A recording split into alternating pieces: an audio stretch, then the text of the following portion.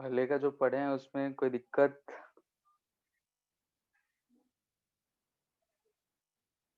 बोलो।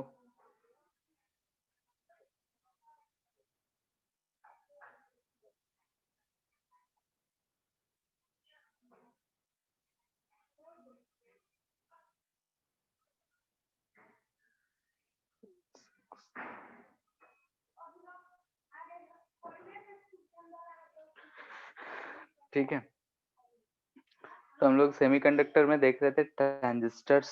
ट्रांजिस्टर में हम लोगों ने देखा था कि दो तरीके का होता है, एनपीएन और पीएनपी। ठीक है, तो एनपीएन ट्रांजिस्टर और पीएनपी ट्रांजिस्टर, और कैसे रिप्रेजेंट करते हैं, क्या इफेक्ट होता है, वो सब चीज हम लोग देखे थे। अब हमको उसको डिवाइस की तरह यूज करना है, तो उसमें हम लोग कॉमन एमीटर ट्रांजिस्टर यूज करते हैं, तो उसी चीज के बारे में देख रहे हैं। कॉमन एमीटर ट्रांजिस्टर, जिसको शॉर्ट फॉर्म में सीईटी बोलते हैं। ठीक है,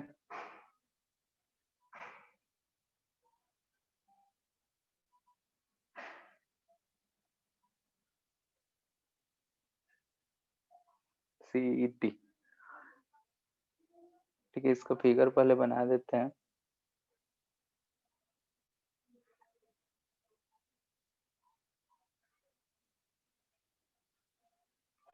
बोले थे जो भी कॉमन रहेगा उसको नीचे रखेंगे, तो ये एमीटर है, एनपीएन यूज कर रहे हैं।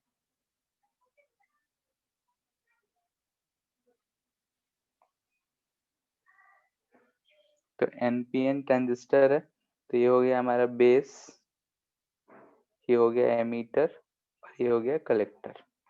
ठीक है, हम गोला नहीं बना रहे हैं।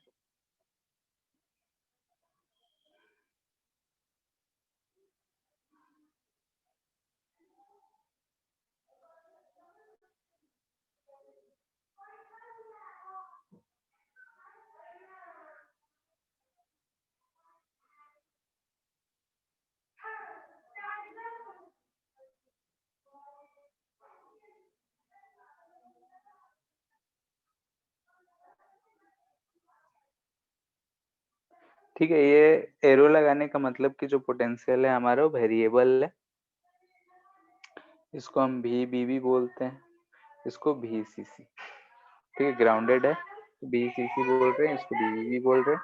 ये मीटर हो गया एंड ये बेस हो गया। एनपीएन है, तो एनपीएन है और एमीटर बेस को फॉरवर्ड रखना है, तो बेस हायर पोटेंशियल पे होगा as compare to emitter. And base collector को रिवर्स रखना है, तो बेस जो होना चाहिए लोअर पोटेंशियल पे होना चाहिए एज कंपेयर टू कलेक्टर। ठीक है, ये चीज हम लोग लास्ट क्लास में डिस्कस किए थे कि एनपीएन है तो फॉरवर्ड और रिवर्स कैसे कर सकते हैं। तो यहाँ पे हमने क्या रखा है, एमीटर बेस को फॉरवर्ड और बेस कलेक्टर को रिवर्स कनेक्शन। अब बोल रहे हैं कि ये बेस एंड हो गया और ये एमीटर है, तो यहाँ पे हम बोल रहे हैं तो इसके बीच में जो हमको पोटेंशियल डिफरेंस मिलेगा और कुछ नहीं भी बी मिलेगा, यानी कि बेस और एमीटर के बीच का पोटेंशियल डिफरेंस मिलेगा। एमीटर अगर 0 पे है तो जो भी बेस का पोटेंशियल होगा तो डिफरेंस भी ही मिलेगा हमको। वैसे ही अगर इसमें से जो करंट बह रहा होगा, ठीक है, यहाँ से भी मान सकते हैं, या फिर यहीं पे देते हैं यहाँ पे, तो ये करंट को हम बोल रहे हैं आई बी। इधर से जो करंट बढ़ रहा होगा वो आई ई होगा, और इधर से जो करंट बढ़ रहा होगा वो आई सी होगा। इस दोनों एंड के बीच का जो पोटेंशियल डिफरेंस हमको मिलेगा, अगर यहाँ वोल्ट मीटर हम लगाए होंगे तो मिलेगा हमको वी सी ई। ठीक है, ये चीज हमको मिलेगा। अगर हम बीबीबी को 0 रखे होते, ठीक है, अंदर क्या होता है वो सब चीज हम लोग देखे थे। यहाँ पे हम लोग इक्वेशंस देख रहे हैं, सबका पोटेंशियल करंट ये सब चीज देख लिए। तब उसी चीज के बारे में इक्वेशंस हमको लिखना है यहाँ पे। ठीक है, अंदर क्या होता है, कैसे टूट के किधर करंट जाता है, वो सब चीज हम लोग डिस्कस किए थे। कि IB जो होता है वो बहुत कम होता है, IE और IC जो होता है वो ज्यादा होता है।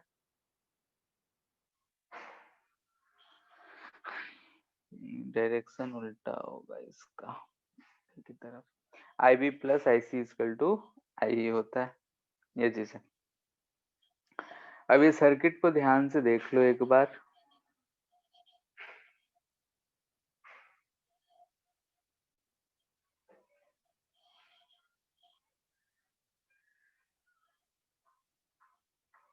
ठीक है, क्योंकि सर्किट ही हमको समझना है।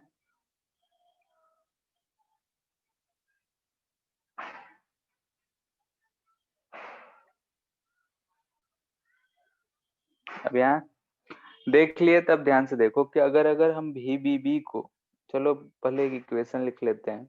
अगर हम इसमें एक लूप में घूमते हैं, ऐसा अगर हम लूप में घूमते हैं, ये तो वोल्ट मीटर है, वोल्ट मीटर हटा के अगर हम ऐसा घूम लेते इस लूप में, तो B और E से आते, तो B और E में पोटेंशियल डिफरेंस हमको VBE मिलता। तो क्या लिखते, VBB, करंट तो IB ही बह रहा है, ये रेजिस्टेंस हो गया R, इसको RB बोलते हैं, बेस से कनेक्टेड है तो IB RB। ठीक है, यहाँ से बेस और एमीटर जा रहे हैं, बेस हायर पे है और एमीटर लोअर पे है, तो लिखेंगे माइनस VB। लूप में घूम लिए तो इसको लिखते हैं 0। तो यहाँ जो हमको VBE मिल रहा है, वो मिल रहा है हमको VBB माइनस IB RB। ठीक है, जब VBB को लिखते उल्टा लिख दिए।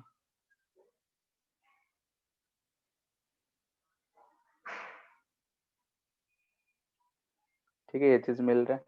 वैसे ही इस इधर की तरफ अगर हम लूप घूमते हैं, तो इधर की तरफ इसको हम बोलते हैं RC। ठीक है, RC बोल रहे हैं, हो सकता है R1 R2 दिया रहे, तो उससे कोई बड़ी बात नहीं है। यहाँ पे अगर हम कैसे घूम लेते हैं, ऐसे घूम लेते हैं। ठीक है, तो उसके लिए अगर हम लिखेंगे VCC माइनस ICRC। ठीक है, करंट क्योंकि इसमें ऐसे ही बह रहा होगा, ये जो आएगा इस दोनों पॉइंट्स के बीच का पोटेंशियल डिफरेंस देगा। E जो है जीरो पोटेंशियल पे है और C जो है पॉजिटिव यानी कि हायर पोटेंशियल पे है, तो हमको वहां से मिलेगा माइनस VCE और ये हो जाएगा 0। तो यहाँ से हमको VCE क्या मिलेगा, तो हमको VCE जो मिलेगा, मिलेगा VCC माइनस ICRC।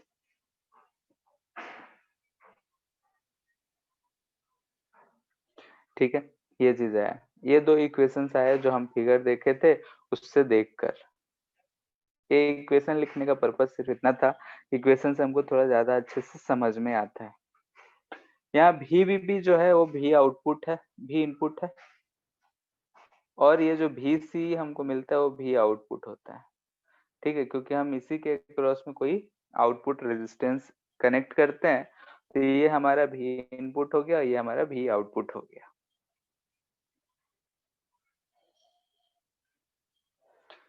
तो अगर हमको ये V इनपुट और V आउटपुट मिल गया, तो इसी इक्वेशंस को देखते हुए अब देखते हैं क्या हो रहा है। ठीक है, इस इक्वेशन को और इस इक्वेशन को हम आते हैं, ये इनपुट है तो इससे रिलेटेड जो होगा ये इनपुट के लिए होगा, और ये जो रिलेशन होगा ये आउटपुट के लिए होगा। यानी कि अगर हमको ये C कॉन्फ़िगरेशन है, ठीक है, NPN CET है, तो इसमें बेस और एमीटर की तरफ का जो सर्किट है वो इनपुट है, एमीटर और कलेक्टर की तरफ का जो सर्किट है वो आउटपुट है, क्योंकि एमीटर से कलेक्टर की तरफ ही जो कहानी होता है वो होता है, इसमें हम लोग देखे थे। तो वही चीज है, तो यहाँ पे एमीटर, जैसे कि बेस और एमीटर की तरफ का कहानी जो है इनपुट है, और एमीटर और कलेक्टर की तरफ का कहानी आउटपुट। इक्वेशन लिखे तो ऐसा हमको दो इक्वेशन मिलता है। अब देखते हैं कि आउटपुट और इनपुट में क्या रिलेशन। ठीक है, तो रिलेट से कि अगर हम इसमें किसी भी तरीके से IC को कांस्टेंट रखते हैं, ठीक है, IC को कांस्टेंट रखते हैं और IB और VBE में रिलेशन सकते हैं। ठीक है, base emitter voltage and I keeping VCE constant, यानी कि keeping VCE constant, variation of IV with VBE। ठीक है, VBE बोले तो base emitter potential is called input characteristic.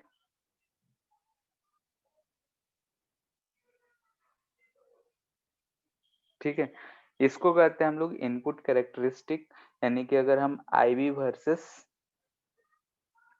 VBE का बात करते हैं, इधर IV।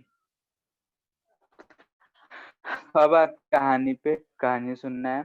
VCE को कांस्टेंट रखा गया, यानी कि कलेक्टर और एमिटर के बीच के पोटेंशियल को हम कांस्टेंट रखें।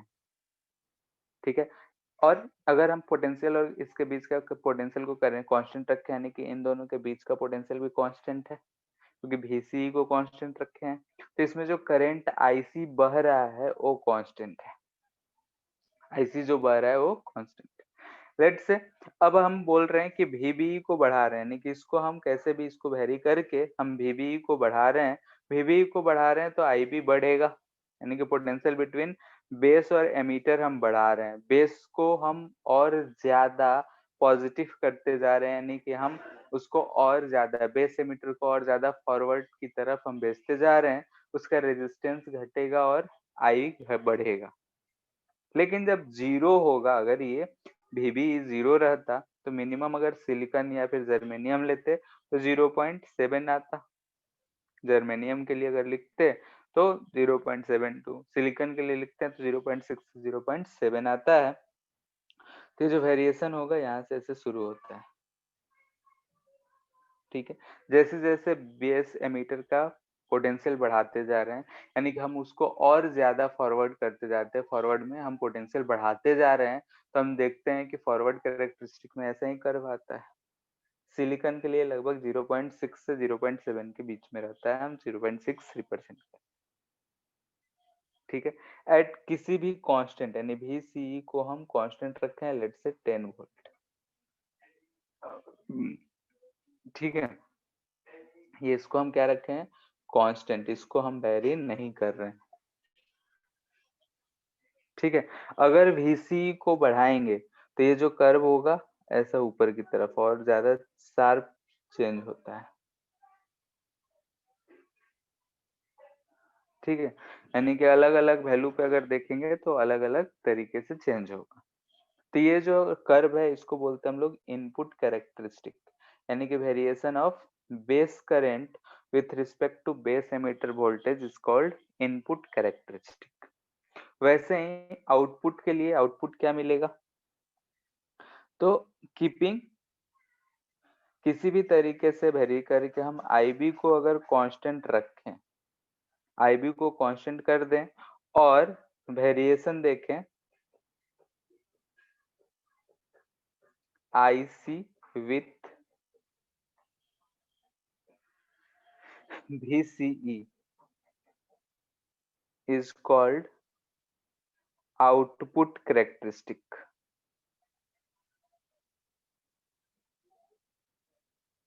ठीक है, इसको हम लोग बोलते हैं आउटपुट कैरेक्टरिस्टिक। तो इसका जो वेरिएशन आता है ऐसा कुछ आएगा। याद करो कि एक बार जब सारे इलेक्ट्रॉन्स पहुंच जाएंगे तो इलेक्ट्रॉन्स की संख्या तो वही है, तो इसमें जो है जितना ज्यादा बढ़ते जाएगा कलेक्टर में, और कलेक्टर से जो इलेक्ट्रॉन्स मूव करना चालू करेंगे वो कांस्टेंट हो जाएंगे, तो कुछ देर के बाद इसमें करंट कांस्टेंट हो जाएगा। तो अगर हम VC बढ़ा रहे हैं और इधर रखे हैं IC, तो इसमें क्या होता है कि ऐसा आता है कर्व, कुछ देर के बाद जाके लगभग कांस्टेंट हो जाता है। ठीक है, ये IB बोल रहे हैं 60 मान लेते हैं माइक्रो एम्पियर है, तो ये IB होगा 50 माइक्रो एम्पियर। ठीक है, यानी कि IB घटाते जाएंगे तो सैचुरेशन करंट जो होगा वो घटते जाएगा। जब कांस्टेंट हो जाता है तो उसको बोलते हैं सैचुरेट हो गया है, तो सैचुरेशन करंट कांस्टेंट हो जाएगा। ये जो चीज है ये है आउटपुट कैरेक्टरिस्टिक। तो इनपुट कैरेक्टरिस्टिक है, तो इससे जो हमको मिलेगा आर, ठीक है, इससे अगर हम रेजिस्टेंस फाइंड करेंगे तो ये आर इनपुट मिलेगा। आर इनपुट क्या लिखेंगे, तो delta V B by delta I B, ठीक है, ये चीज है आर इनपुट। इससे अगर जो रेजिस्टेंस फाइंड करेंगे तो हमको मिलेगा आर आउटपुट। ये क्या मिलेगा, delta V C by delta I C, ठीक है। तो ये आर आउटपुट मिलेगा, क्योंकि हम लोग आई वी करेक्टरिस्टिक अगर मिलता है तो इसका हम बोले तो स्लोप जो है रेजिस्टेंस हमको देता है, ठीक है। आई डेल्टा वी बी ऊपर वाले के लिए इनपुट, ये हमारा आउटपुट, ठीक। सर ये डायनेमिक रेजिस्टेंस है। हाँ डायनेमिक है, चेंज होते रहेगा, ठीक है। इसमें जो भी रेजिस्टेंस आएगा डायनेमिक ही है, क्योंकि रेजिस्टेंस हमको क्या रिप्रेजेंट कर रहा है, जो बैरियर था पोटेंशियल बैरियर वही रेजिस्टेंस, जितना ज्यादा बैरियर उतना ज्यादा रेजिस्टेंस, जितना कम उतना कम रेजिस्टेंस। यानी फॉरवर्ड में देखे थे रेजिस्टेंस 0 भी था और रिवर्स में रेजिस्टेंस इंफिनिटी भी था। इसमें एक टर्म और डिफाइन करते हैं, करंट एम्प्लीफिकेशन या करंट गेन,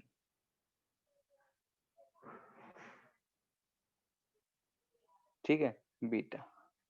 अगर कॉमन बेस रहेगा तो उसके लिए अल्फा बोलते हैं, कॉमन एमीटर है सी टी के लिए बीटा है, और यही करंट गेन अल्फा भी कभी कभी दिया रहेगा, ये किसके लिए, तो सी बी टी के लिए, कॉमन बेस के लिए यही चीज जो होता है अल्फा होता है, इस बात का ध्यान रखना है, ठीक है।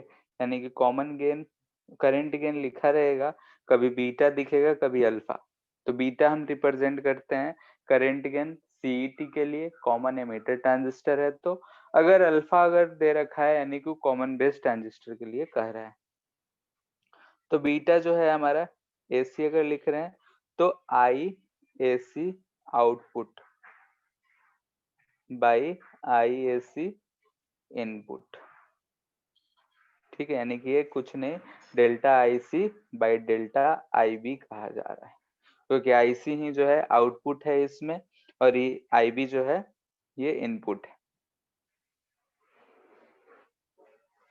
अगर वही हम डीसी का बात करें तो ये आई डीसी हो जाएगा, तो आई सी बाई आई बी किसी भी एक फिक्स्ड वैल्यू के लिए लिख सकते हैं, तो डीसी के लिए, और ये एम्प्लीफिकेशन फैक्टर भी कहा जा सकता है, या फिर इसको सिंपली मल्टीप्लिकेशन फैक्टर या करेंट गेन कहा जाता है, कुछ भी कहा जाए बात सेम है, बराबर है। इस सब चीज में हमको रिप्रेजेंटेशन एक ही चीज का किया जा रहा है, कहना चाह रहा है कि ये जो है करेंट हमारा इनपुट कितना कर रहे हैं और आउटपुट जो मिल रहा है वो कितना टाइम्स है, उसी चीज को ये रिप्रेजेंट कर रहा है,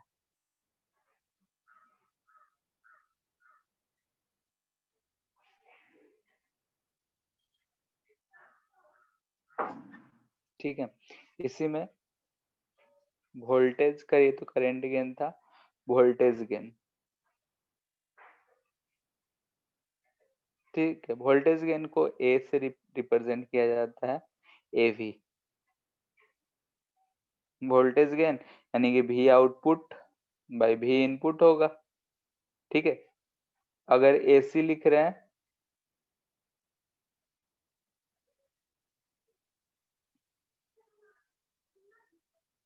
तो एसी के लिए एसी यूज करेंगे, तो क्या आ जाएगा, delta I C into R output upon delta I B into R input,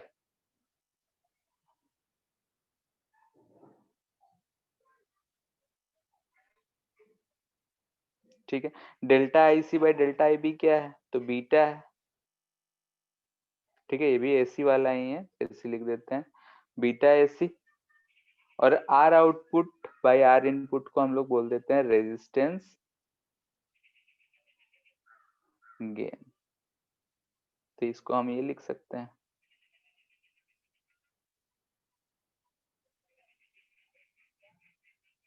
वैसे ही ये भी डीसी लिखना होता तो हम इसको लिख सकते हैं beta DC into resistance gain.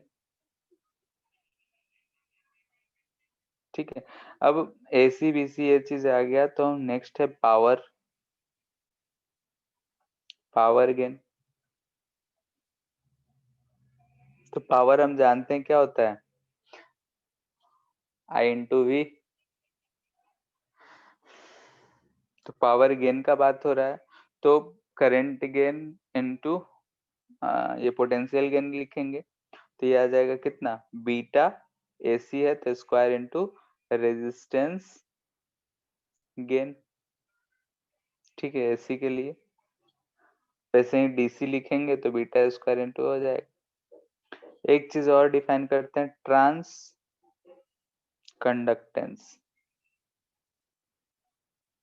ठीक है, ट्रांस कंडक्टेंस, इसको लिखते हैं हम लोग जीएम से। ये डिफिनेशन याद रखना, मॉड्यूल में एक दो जगह क्वेश्चन होगा।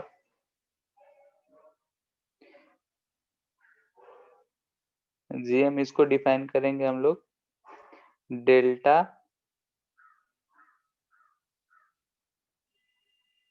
आउटपुट करंट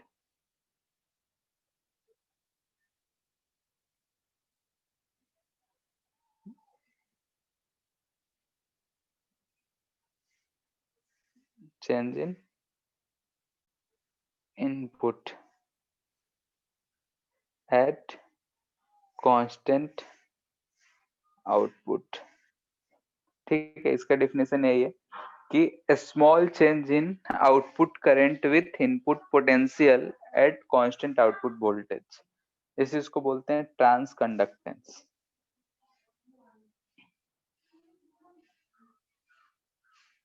तो हम लिख सकते हैं यहाँ पे GM equal to delta I C by delta वीबी,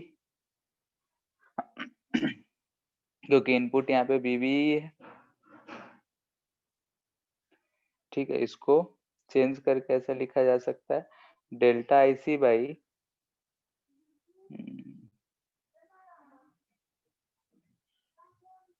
और क्या चेंज कर सकते हैं, आई सी आई, नीचे अगर हम वी सी करें तो कोई फर्क नहीं मिलेगा।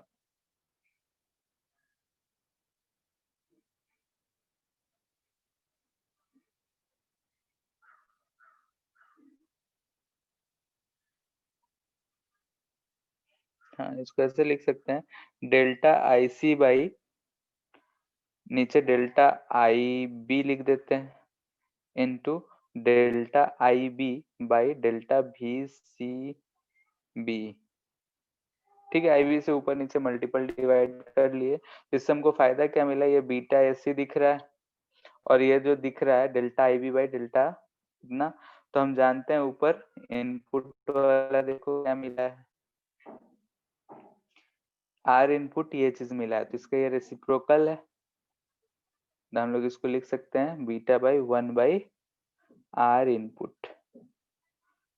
ठीक है, तो ये फॉर्मूला बेस्ड ही रहता है, क्वेश्चन फॉर्मूला कैसे आया है ये चीज याद रखना है। और एक चीज, relation between alpha and beta. ठीक है, अल्फा क्या था, तो कॉमन बेस ट्रांजिस्टर के लिए था, करंट गेन ये कॉमन एमीटर ट्रांजिस्टर के लिए है। तो अल्फा अगर लिखेंगे तो उसमें बेस जो होगा वो कॉमन होगा, तो इनपुट एमीटर होगा, तो इसको लिखेंगे आई सी बाई आई लिखते हैं। और यहाँ से ये जो बीटा आया है ये क्या आया है, तो आई सी बाई आई बी, क्योंकि बेस वाला जो है ये इनपुट है। और एक रिलेशन हम लोग जानते हैं कि I C plus I B equal to I होता है, तो ये तीनों चीज को अगर हम यूज करते हैं तो रिलेशन आता है हमारा अल्फा 1/अल्फा इजकल टू 1+1/बीटा। ठीक है, इस चीज को अलग अलग फॉर्म में लिख लिया जाता है और याद रखना होता है, उनको कहाँ से आया कैसे आया ये सब उतना हमको ज्यादा चिंता नहीं करना है इस चीज को।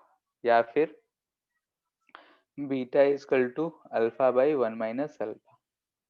कभी कभी हमको अल्फा दिया रहेगा, बीटा पूछेगा, बीटा दिया रहेगा, अल्फा पूछेगा, तो उससे हमको ये चीज फाइंड कर लेना है।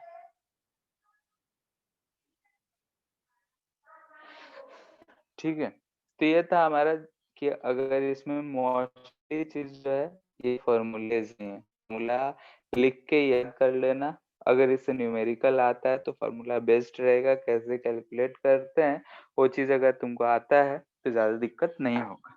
बाकी थ्योरेटिकल ऊपर है, उसको हम लोग देख सकते हैं। फिर आता है कि अगर हम यहाँ पे देखें कि इनपुट और आउटपुट के दो इक्वेशंस मिले यहाँ पे, ठीक है, इनपुट और आउटपुट का। अब यहाँ पे अगर हम आउटपुट और इनपुट का कर्व बनाए तो कैसा मिलेगा? ना,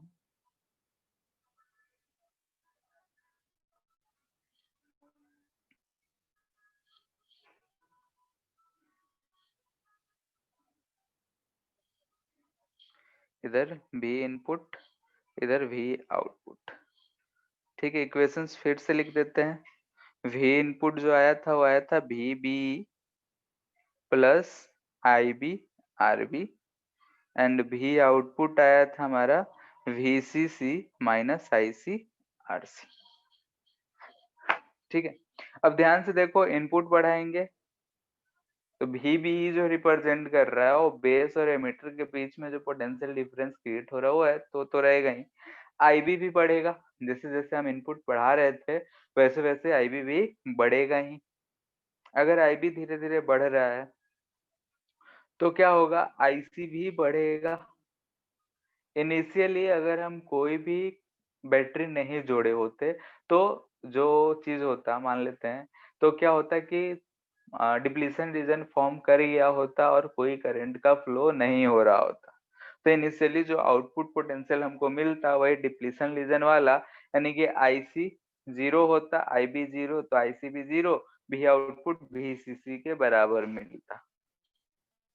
ठीक है, जैसे जैसे बढ़ाते हैं तो ये जो आईसी है धीरे धीरे बढ़ता है। ठीक, लेकिन वो तब तक कांस्टेंट ही रहेगा जब तक कि वो ब्रेक ना कर जाए।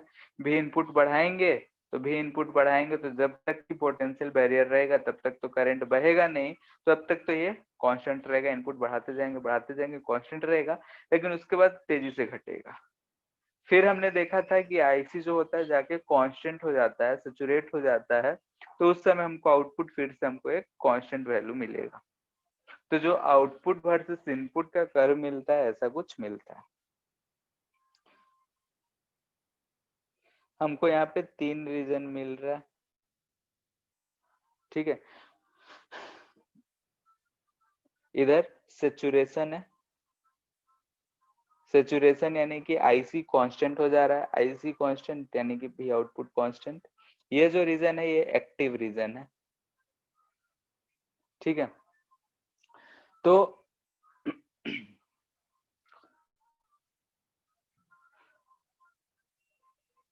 ट्रांजिस्टर,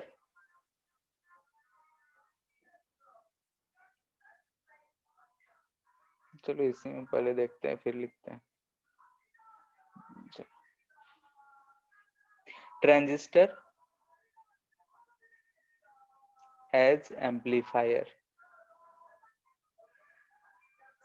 ठीक है, एम्पलीफायर की तरह। एम्पलीफायर यानी कि जो है इनपुट का जो मैग्नीट्यूड है उसको बढ़ाने घटाने का काम करता है, एम्पलीफाई करने का काम करता है। तो ये जो है एक्टिव जो चीज आ रहा है ऊपर, एक्टिव रीजन में वर्क करता है। ये एक्टिव रीजन में रहेगा तो ही वर्क करेगा। फिगर जो होगा, जो हमारा कनेक्शन होगा वो सेम होगा,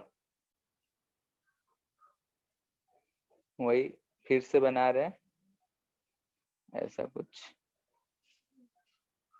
ठीक है, ये रीजन जो है हमारा एक्टिव रीजन है। इसी रीजन में जो होगा, ठीक है, हमारा काम करेगा। कैसे, तो देखते हैं। मान लेते हैं कि हम यहाँ पे कोई एक इनपुट ले रहे हैं, तो इनपुट ऐसा कुछ इनपुट दिए हैं, यानी कि इस पॉइंट के करस्पॉन्डिंग ये, इस पॉइंट के करस्पॉन्डिंग ये, तो ऐसा अगर हम लाइन ड्रॉ करते हैं तो हमको इसके करस्पॉन्डिंग आउटपुट इधर कुछ मिलेगा, ठीक है, और आउटपुट हमको कुछ ऐसा मिलेगा। तो अगर हम ध्यान से देखें तो अगर यहाँ का एम्पलीट्यूड आई इनिशियल बोल रहे हैं और ये आउटपुट बोल रहे हैं, तो यहाँ पे ए आउटपुट जो है ग्रेटर देन ए इनिशियल हमको मिलता है, क्योंकि और शार्प कर्व जाएगा तो एम्पलीट्यूड हमको ज्यादा मिल रहा है। तो एक्टिव रीजन में हम लोग इसको एज ए एम्पलीफायर यूज करते हैं।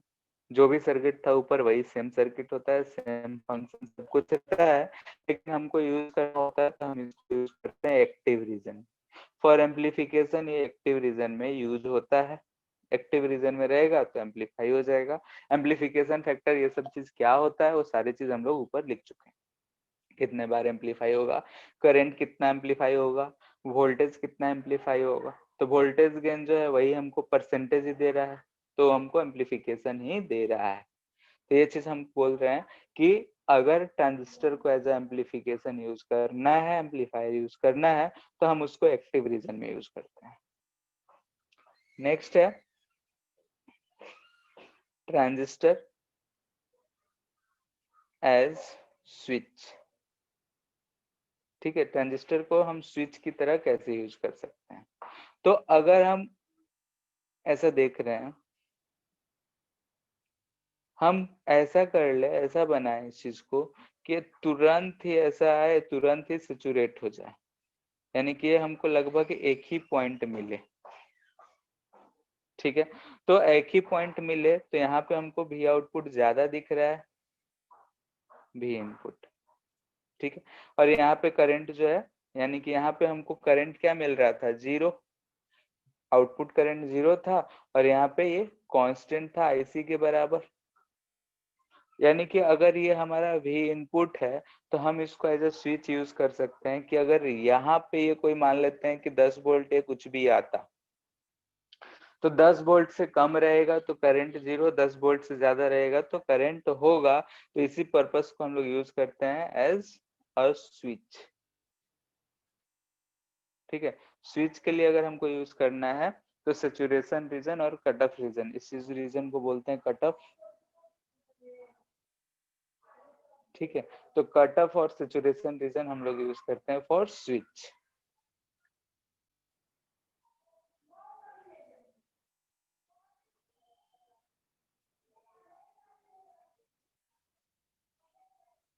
ठीक है, तो ये है एम्पलीफायर एज अ डिवाइस। अगर हमको कोई भी क्या बोलते हैं, ट्रांजिस्टर एज अ डिवाइस में हम लोग यूज करते हैं, तो ट्रांजिस्टर एज अ डिवाइस में हम लोग उसको इस तरीके से यूज करते हैं एज अ एम्पलीफायर या फिर स्विच। जो सर्किट है ऊपर सिंपल सा सर्किट है, कॉमन बेस ट्रांजिस्टर, उसमें कैसे करंट चेंज हो रहा है वो चीज देखना है, याद रखना जरूरी है। हाँ, ये जो हम लोग लास्ट क्लास पढ़े हैं उससे थोड़ा रिलेटेड है, नहीं सोच पा रहे होगे तो एक बार पढ़ना, ध्यान से सोचना। लास्ट क्लास हम लोग वही देखे थे कि अगर फॉरवर्ड बायस्ड में एमीटर बेस करते हैं तो उसका जो क्या कहते हैं डिप्लीशन रीजन था वो घट रहा था, डिप्लीशन रीजन घट रहा था, और इधर वाला यानी कि बेस और कलेक्टर वाला बढ़ रहा था। लेकिन हम जैसे उसको फॉरवर्ड बायस में कर रहे थे तो उसके जो होल्स या इलेक्ट्रॉन्स थे वो बहुत तेजी से जा रहे थे और बेस वाले को कुचलते हुए आगे कलेक्टर में पहुंच जा रहे थे। यानी कि आई था और आईसी था, आईबी जो है वो बहुत कम था। अगर हम आईसी को कांस्टेंट रखें किसी तरीके से तो जो आई बढ़ाएंगे वो आईबी में ही बढ़ेगा। ठीक है, अगर आई बढ़ाते तो आईबी बढ़ेगा, आईसी को अगर कांस्टेंट रखते हैं तो। अगर आईबी को कांस्टेंट कर लेते हैं तो आई बढ़ा रहे हैं तो आईबी आईसी बढ़ेगा। इन तीन चीजें को कांस्टेंट, वही दोनों का रिलेशन हम लोग करके देखें, इनपुट कैरेक्टरिस्टिक और आउटपुट कैरेक्टरिस्टिक। फिर उसी से रिलेटेड इनपुट और आउटपुट वोल्टेज देख रहे हैं, तो इनपुट के कंपैरिजन में आउटपुट जो हमको मिल रहा है वो ऐसे हमको एम्पलीफिकेशन मिल सकता है। कब, जब हम उसको एक्टिव रीजन में यूज करें तब। तीन रीजन, कट यानी यहाँ पे करंट क्या है, जीरो, यानी कि हम यहाँ पे ऐसा है, तो अगर हम भी इनपुट 0 रखे थे तो करंट 0।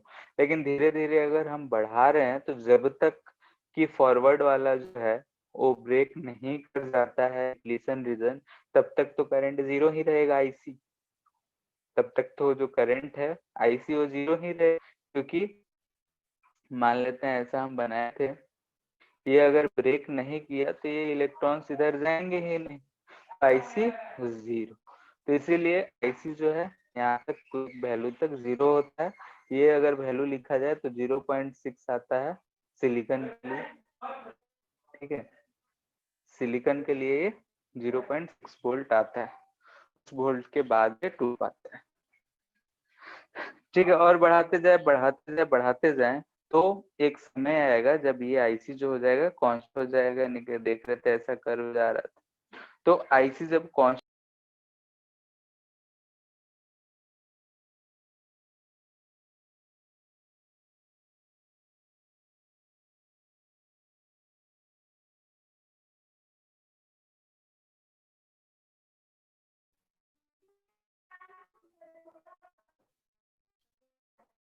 हेलो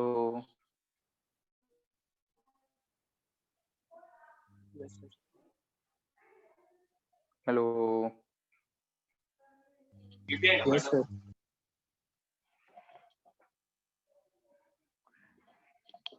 ठीक है। तो यहाँ पे इस रीजन को हम लोग बोलते हैं सेचुरेशन रीजन। करंट जब नहीं जा रहा है तो उसको बोलते हैं कट ऑफ रीजन, और बीच वाला जो रीजन है वो एक्टिव रीजन। तो अगर हमको इसको एज अ एम्पलीफायर यूज करना है तो हमको एक्टिव रीजन यूज करना पड़ेगा, क्योंकि अगर हम उसमें कुछ इनपुट देते हैं तो कुछ आउटपुट जो मिल रहा है वो एम्पलीफाई होके मिल रहा है, यानी कि उसमें कुछ ना कुछ गेन है। और गेन फैक्टर्स क्या है वो हम लोग ऊपर लिखे हैं। गेन लिखना होगा तो हमेशा कोई सा भी गेन लिखना हो, याद रखो आउटपुट बाय इनपुट।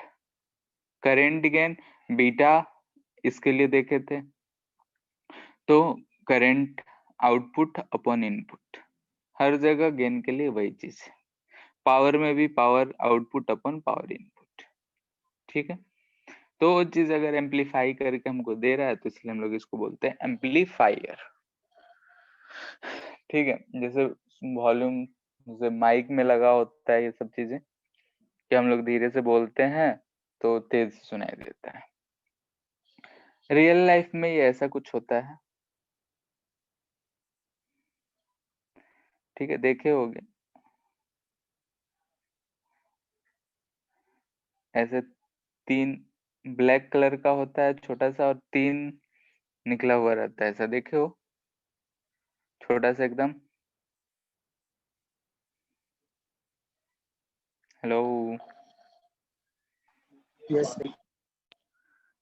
ठीक है, देखे होगे कि टीवी या ये सब चीज निकलता है, या फिर कोई सा भी मदरबोर्ड, ये सब तो एकदम ब्लैक कलर का छोटा सा रहेगा, बहुत ही हल्का सा। उसमें से तीन ऐसा वायर रहता है ऊपर, पार्शियली सेमी सिलेंडर बोल सकते हैं इसको, सेमी सिलेंड्रिकल शेप का रहता है, ब्लैक कलर का मोस्टली रहता है। या फिर ऐसा भी रहता है गोल कलर का, तीन वायर ऐसे निकला हुआ रहता है, लाल पीला इसमें रहता है, कलरफुल आता है इसमें, ठीक है। तो ट्रांजिस्टर ही है,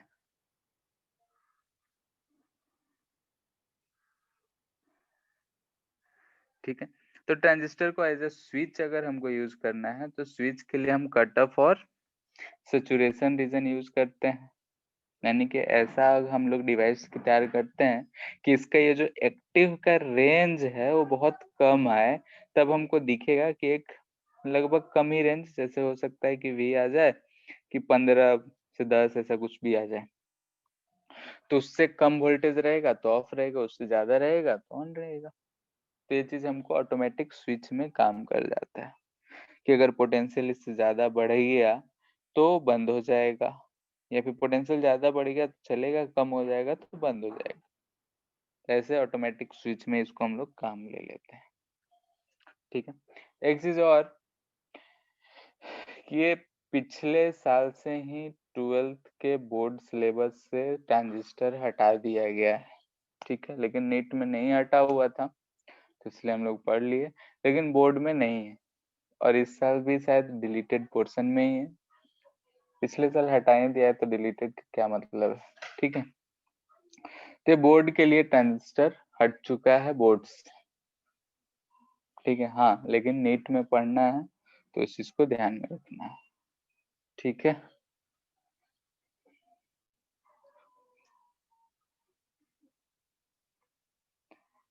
इसके बाद है लॉजिक गेट्स।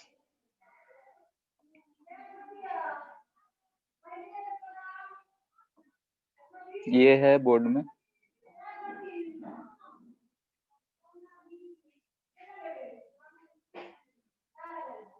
ठीक है। ये भी बहुत ही आसान सा टॉपिक है, ठीक है। यानी कि डिजिटल सर्किट को रिप्रेजेंट करता है जो कुछ लॉजिक्स पे डिपेंड करते हैं, ठीक है। थोड़ा बहुत लॉजिक हो, उसके ऊपर डिपेंड करता हो, ठीक है। अच्छा, मॉड्यूल है क्या, उसी में समझा देते ज्यादा अच्छा रहता, क्योंकि इसमें ज्यादा कुछ हम लोग को पढ़ना है नहीं।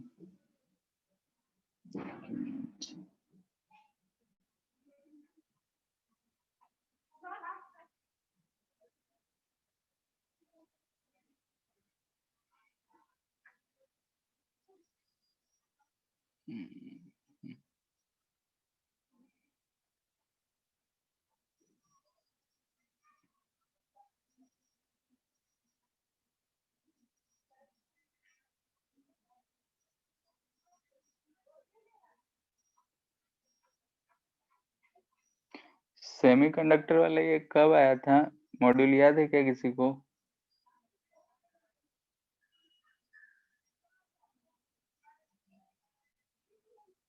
शायद नहीं मिला। अभी नहीं मिला है।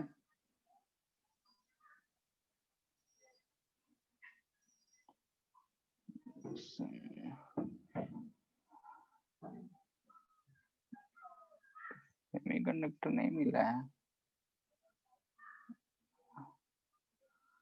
नहीं है, क्योंकि उसमें एक ही चीज बार बार बनाना पड़ता है, इसलिए सोचा कि उसी पे बता देते हैं।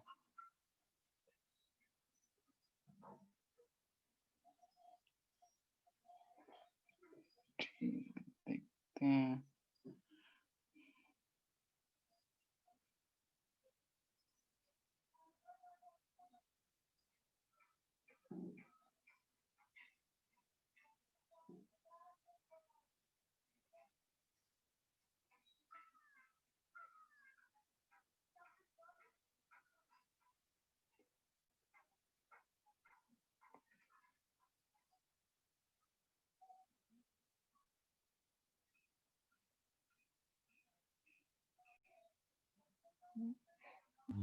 बहुत ठीक है, कॉम्प्लेक्स है, देखो क्या बहुत कॉम्प्लेक्स है। क्या कॉम्प्लेक्स है। ट्रांजिस्टर। हाँ, ट्रांजिस्टर तो हम शुरू में ही बोले थे थोड़ा सा कॉम्प्लेक्स होगा, ठीक है। ट्रांजिस्टर समझने में भी थोड़ा सा मुश्किल पड़ता है, और इसीलिए 12 से हटा दिया गया, ठीक है।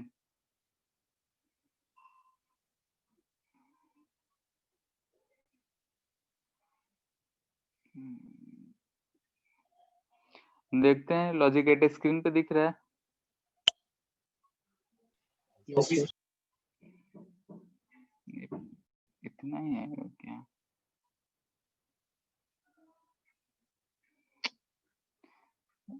तो ठीक है, देखो मॉड्यूल मिल जाएगा तो मॉड्यूल में जितना है उतना ही सब बहुत हो जाएगा, ठीक है। जैसे कि अगर हम देख रहे हैं कि कोई भी डिजिटल सर्किट होता है तो उसको कोई ना कोई, अगर हम लॉजिक पे उसको क्रिएट करते हैं कि भाई ऐसा होगा तो जलेगा, ऐसा होगा तो नहीं जलेगा, तो उसके लिए हम लोग ये चीज लॉजिक गेट्स पढ़ते हैं, ठीक है। यानी कि किसी भी जैसे सर्टेन लॉजिक रिलेशन पे यहाँ पे देख सकते हो फर्स्ट लाइन, कुछ लॉजिक रिलेशन है इनपुट और आउटपुट में, तो उस चीज को हम लोग पढ़ते हैं तो बोलते हैं कि एक लॉजिक गेट है, ठीक है। मोस्टली ये चीज जो है इसमें यूज होता है आईटी सेक्टर में, ठीक है। कंप्यूटर वाले लोग होते हैं, अगर आईटी पढ़े होगे, तो उसमें लॉजिक गेट पढ़ाया जाता है, क्योंकि वहाँ पे कोडिंग जब लिखना होता है तो वहाँ पे यूज करते हैं हम लोग लॉजिक गेट्स के।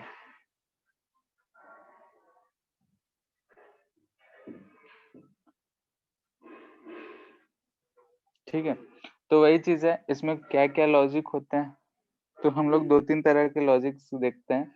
जैसे और गेट हो गया, तो ये और गेट है, एंड गेट कहते हैं, नॉट गेट कहते हैं, अलग अलग डिफरेंट डिफरेंट टाइप के होते हैं। और गेट क्या रिप्रेजेंट करता है, तो ए या फिर बी। ठीक है, ये सारे चीज याद करने हैं, इसलिए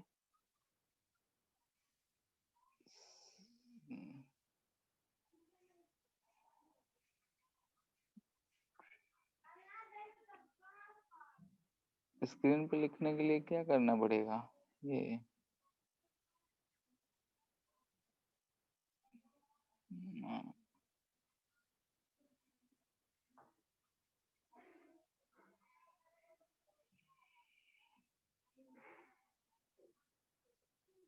ठीक है, हो गया। ठीक है, जैसे कि यहाँ पे or gate, and gate, not gate. ठीक है, तो और गेट क्या होगा, लॉजिकल सिंबल और गेट का ए प्लस बी से लिखते हैं इसको। ठीक है, यानी कि यहाँ पे ए है, बी है, वाई जो है आउटपुट हो गया है, और ये क्या होगा, ए प्लस बी, यानी कि हमको और गेट रिप्रेजेंट करता है। और में क्या कहना चाहता है कि या तो हो या फिर ना हो, जैसे कि हम बोल रहे हैं कि यहाँ पे इनपुट ए और बी है, यहाँ से ए और बी जो है इनपुट है, ए भी 0, बी भी 0, तो आउटपुट मिला 0। ठीक है, लेकिन जैसे कि अगर हम एक सर्किट बनाते हैं,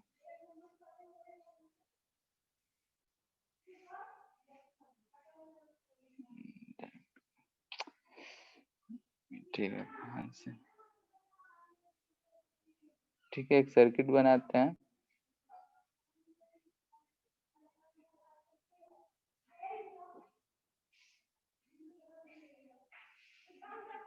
ऐसा बल्ब लगा हुआ है, ये पैरेलल में दो कनेक्शन है, ए और बी।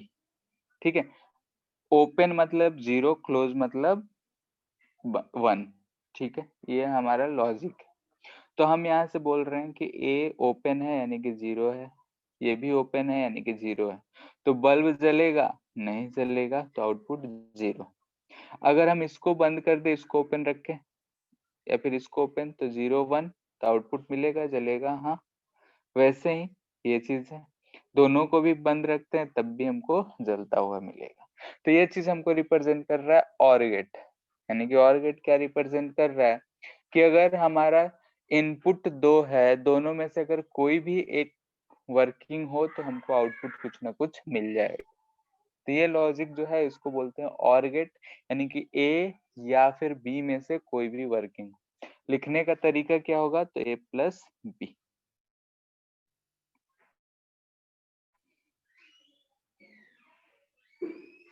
ठीक है, वैसे ही एंड गेट, एंड गेट का अगर बात कर रहे हैं तो एंड गेट में हमको लिखेंगे ए बी सी। ठीक है, ए एंड बी सी।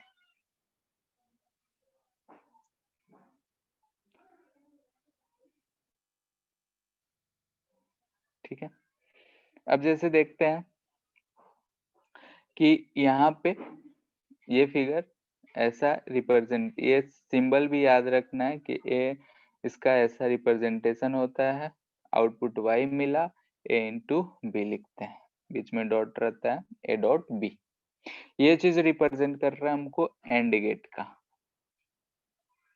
ठीक है, एंड गेट रिप्रेजेंट कर रहा है, एंड गेट क्या रिप्रेजेंट करता है हमको, मान लेते हैं कि ऐसा हमको 2 स्विच लगा हुआ है किसी सर्किट में, यहाँ पे कोई बल्ब है, हम इसको किसी बैटरी से कनेक्ट कर दिए, इसको बोल रहे हैं ए, इसको बोल रहे हैं बी, यानी कि हमारा जो ओपन है तो 0, क्लोज है तो 1, बल्ब जलेगा तो 1, क्लोज रहेगा तो 0। तो यहाँ पे देखते हैं, दोनों ओपन है, 0 0, तो आउटपुट 0। एक ओपन एक क्लोज कर दें, एक को क्लोज कर दें तो 0 1, तब भी 0। 1 0 तब भी आउटपुट 0। जब तक दोनों क्लोज नहीं होगा तब तक बल्ब जलेगा नहीं, यानी कि जब लास्ट वाला लिखा होगा 1 1 है तो आउटपुट 1 मिलेगा। ठीक है, यानी कि एंड गेट रिप्रेजेंट करता है ए और बी, दोनों अगर वर्किंग हो तभी जाके हमको आउटपुट मिलेगा। इसका रिप्रेजेंटेशन यानी ऐसा गोला से रिप्रेजेंट करेंगे, इस बात का ध्यान रखना है। फिर है नॉट गेट। ठीक है, नॉट गेट को ऐसे रिप्रेजेंट करेंगे हम लोग। ठीक है, नॉट गेट को हम लोग यहाँ पे ऐसे रिप्रेजेंट करेंगे,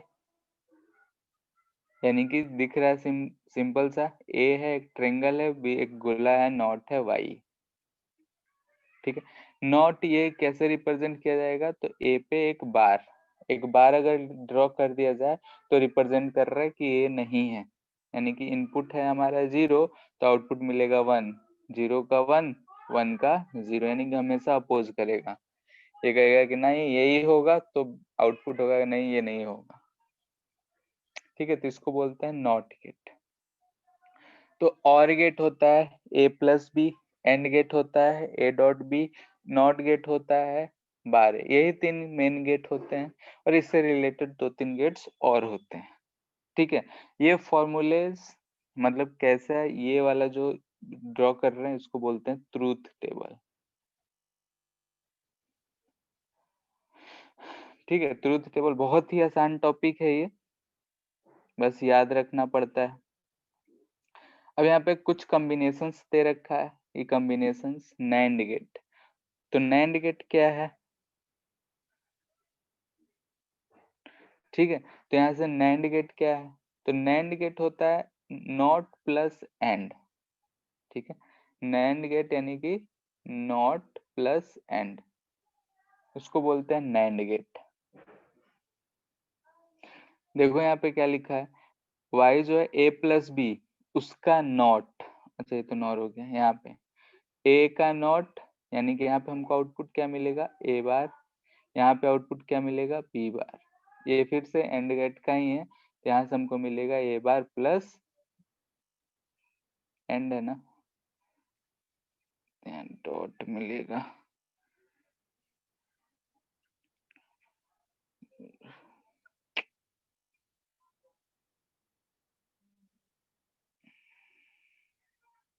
ठीक है, ए डॉट बी मिलेगा, ए बार डॉट बी बार। ठीक है, तो देखो ध्यान से, यहाँ से ए और बी है तो यहाँ से आउटपुट एक मिलेगा ए बार फिर बी बार। ए बार क्या होगा, तो 0 का 1, 0 का 1, 1 का 0, 1 का 0। वैसे ही बी बार लिखेंगे तो 0 का 1, 1 का 0, 0 का 1, 1 का 0। फिर आउटपुट देख रहे हैं, तो आउटपुट में एंड है तो 1 1, अच्छा ए डॉट बी यहाँ पे दे रखा है, नॉट है, अच्छा ए बी का नॉट है तो नॉट है नॉट बी होना चाहिए।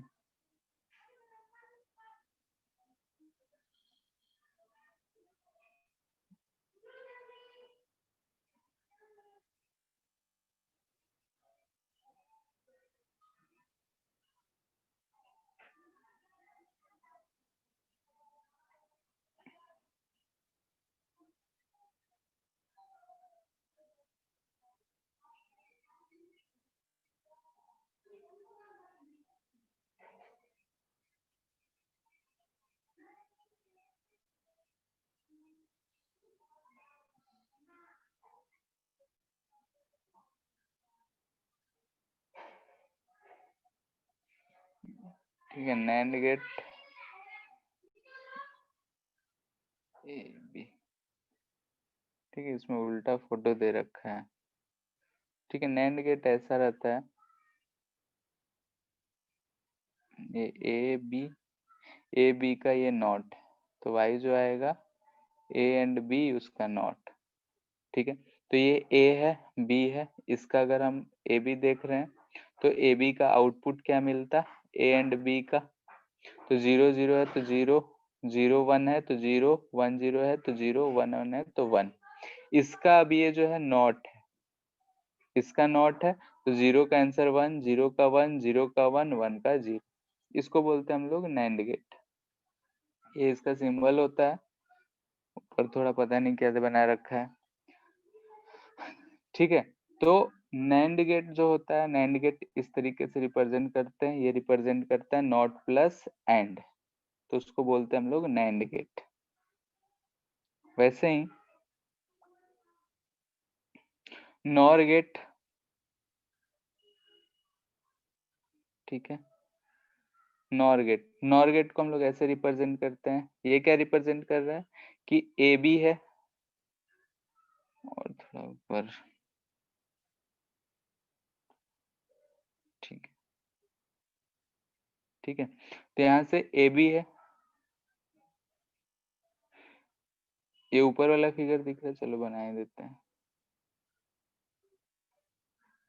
ये ए बी इनपुट हो गया, वाई आउटपुट, वाई आउटपुट जो होगा ए प्लस बी का नॉट। तो यहाँ से हमको ए बी दिख रहा है, ठीक है, तो ए बी हमको 0 0 0 1 1 0 1 1 इसमें से कुछ भी होगा। तो ए एंड बी पता करना है, ए और बी 0 0 तो 0 0 1 1 1 0 1 1 1 1, इन दोनों में से कोई भी एक आउटपुट होगा तो आउटपुट मिल जाएगा। इसका नॉट रिप्रेजेंट कर रहा है, यानी कि ए प्लस बी का नॉट, यानी कि ये नहीं होना चाहिए, तो 0 का 1 0 0 0, ये हमारा 1 0 0 0 आंसर आ रहा है।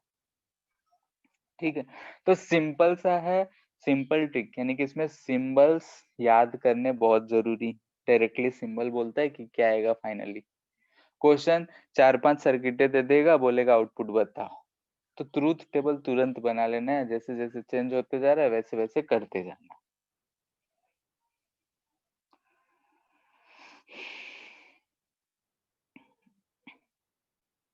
ठीक है, ये कुछ सर ट्रूथ टेबल को एक क्वेश्चन के थ्रू बताइए।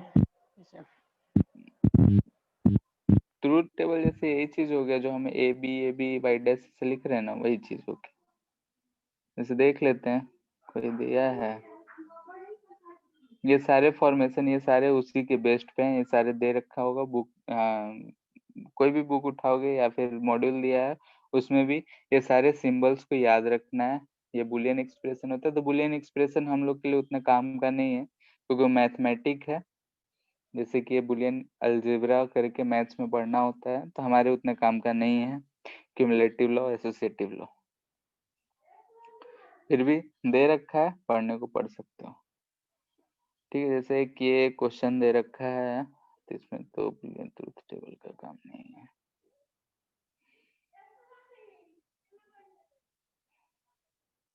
ठीक है, जैसे एक्स वाई मार्क दिया है, बोल रहा है कि बताएं क्या है वो। ठीक है, तो यहाँ पे देखो ए बी, ऐसा ये फिगर दे दिया, बोल रहा है क्या है बताओ, A1 B1 and A0 B0 है, तो 1 1 0 0 है, तो यहाँ से y डैश, ठीक है, y डैश क्या मिलेगा, तो y डैश ये चीज जो हमको मिल रहा है ये एंड गेट है, तो एंड गेट है तो 1 1 का नॉट गेट है, नैंड गेट क्योंकि यहाँ डॉट है, तो 1 1 का 0 0 0 का 1, y जो है उसका नॉट है तो 1 0, ये चीज मिल रहा है, ये हमको ट्रुथ टेबल दे रखा है, ये फिगर, तो वहीं से हमको यहाँ से मिला के दिख रहा है। ठीक है, कि the gate x is and, x जो है एंड है और y जो है नॉट है, तो दोनों को मिलाने से हमको क्या मिल रहा है, नैंड गेट। ठीक है, तो उसका ये सिंबॉलिक फॉर्म लिख दिया है।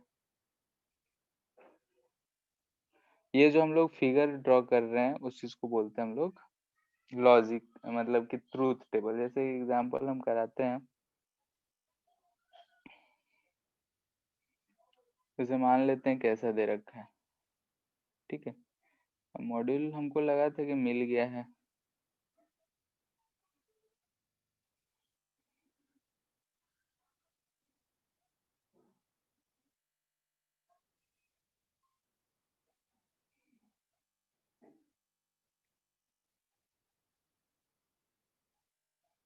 ठीक है, ये दे रखा है।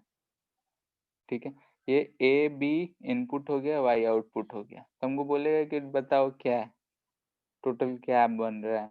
तो यहाँ से हम लिखेंगे कुछ नहीं, आंख बंद करके ए बी, 4 ही हो सकता है, 0 0 0 1 1 0 या 1 1, इससे अलावा और कुछ नहीं हो सकता।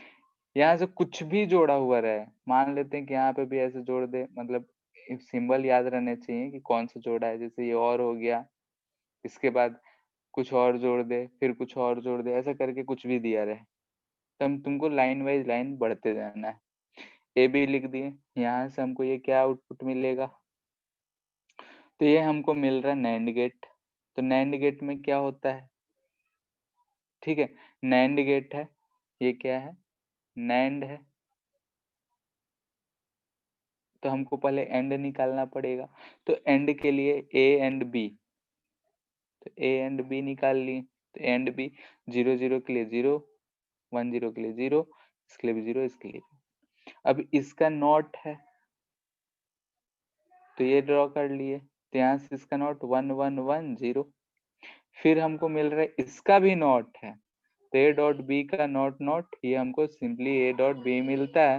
तो ध्यान से देखो, 1 का नॉट 0 0 0 1 है, ये और ये सेम है, तो ये वाला चीज जो हम लोग पढ़ते हैं उस फॉर्म में लिखते हैं, उसको बोलते हैं बुलियन एक्सप्रेशन।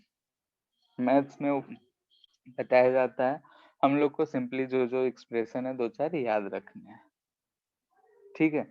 तो उसको एक बार पढ़ लेना है, याद कर लेना, बहुत ही सिंपल चीज होता है अगर याद कर लिए तो, ठीक है। मॉड्यूल अगर नहीं मिला है तो बोल देते हैं, पहुंच जाएगा, शायद हम देखे थे, लेकिन 1 मिनट देखते हैं, कहीं हमें पास नहीं है।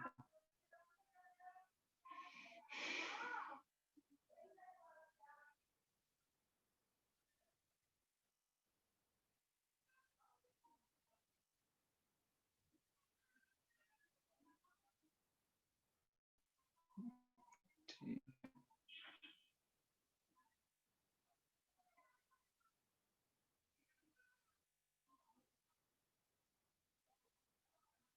1 मिनट हम फॉरवर्ड कर ही देते हैं, हमको याद था कि हम मिल गया है तुम लोग को।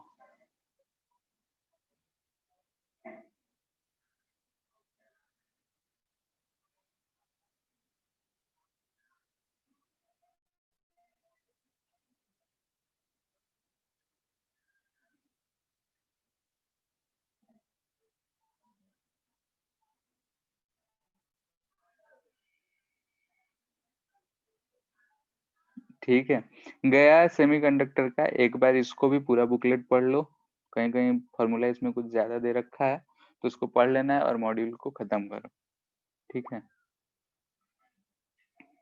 गया,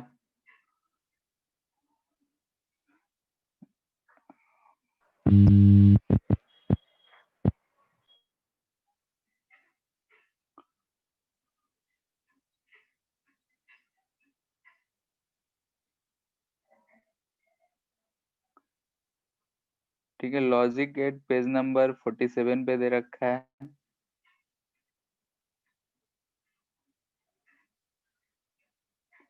मिला, तो देख रहे हैं।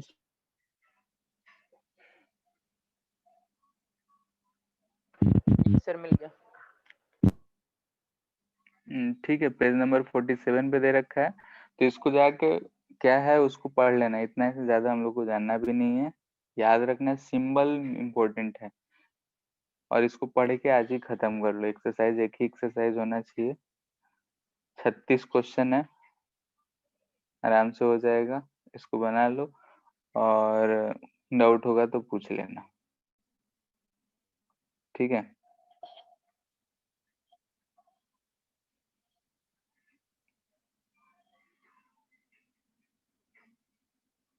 हो जाएगा,